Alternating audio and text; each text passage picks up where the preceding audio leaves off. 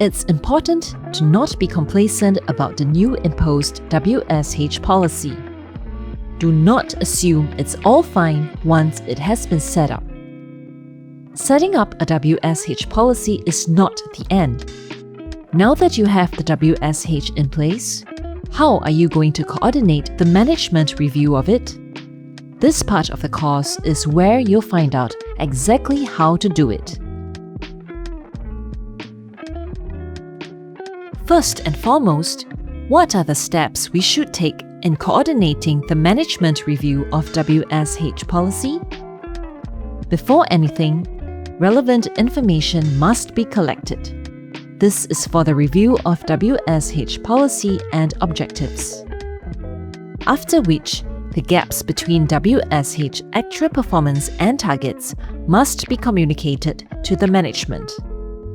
This is important as only upon their knowledge can action be taken to minimize these gaps.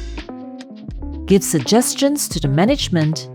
These suggestions should be constructive and they should help to continually improve the organization's WSH management system based on internal and external factors. So, what is the relevant information we need to collect? First would be new or changes in equipment and processes. Any changes in equipment or processes must be updated in the WSH to reflect what is currently going on in the workplace. Second would be incident reports. When we know the different types of incidents that have occurred, we could come up with ideas to prevent such incidents from happening again. By including these ideas in the WSH policy, it allows for continual betterment of safety in the workplace.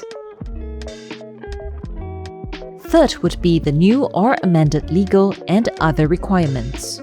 Changes in legal requirements must be reflected in the new WSH policy. Can you think of other relevant regulatory information that will affect your WSH policy? Here they are.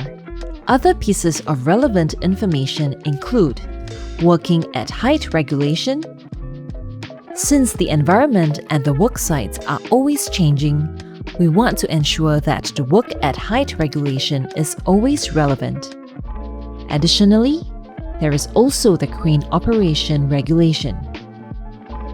Different work sites have different setups, such as crane operation and regulation must ensure that the workers go by these standard procedures. Scaffold regulation is important as well.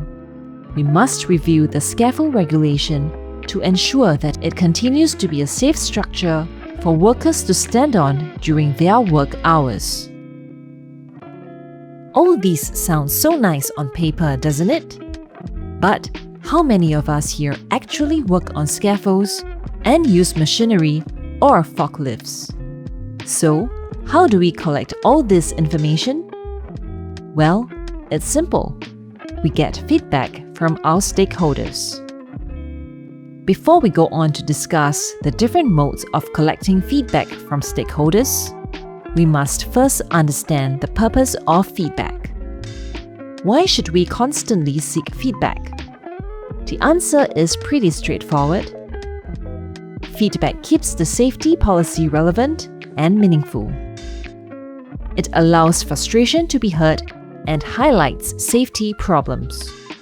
It helps stakeholders constantly improve and allows for good ideas to be communicated. There we go. Now it's time for us to learn the ways to collect feedback. We have so many ways to collect feedback, so it's best to split them into formal and informal ways.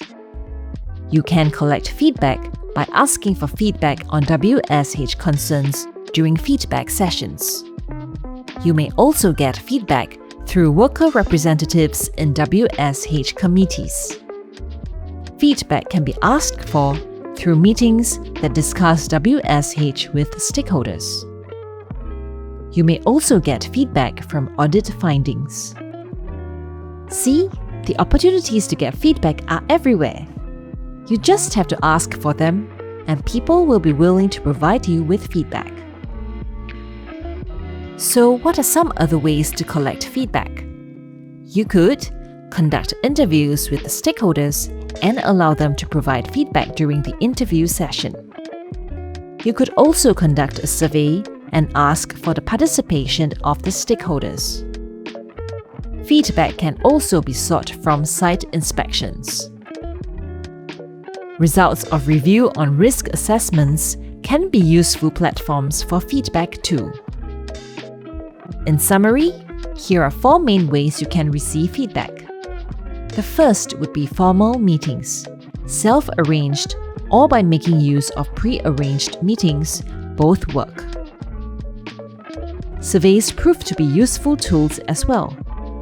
This is especially so if you inform them that the survey will not take too much time. One-to-one interviews work really well too. It allows for the personal touch, and you get to hear the opinions of the stakeholder face to face. Lastly, you may make use of emails and informal sessions, like toolbox meetings or normal conversations. Once the feedback is collected, you need to collate the information. It's exactly the same way as collating relevant information, which we did earlier on.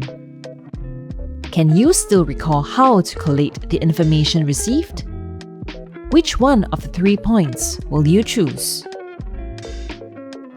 If you selected points 1 to 3, then you are absolutely correct. Now, let's move on to performance indicators.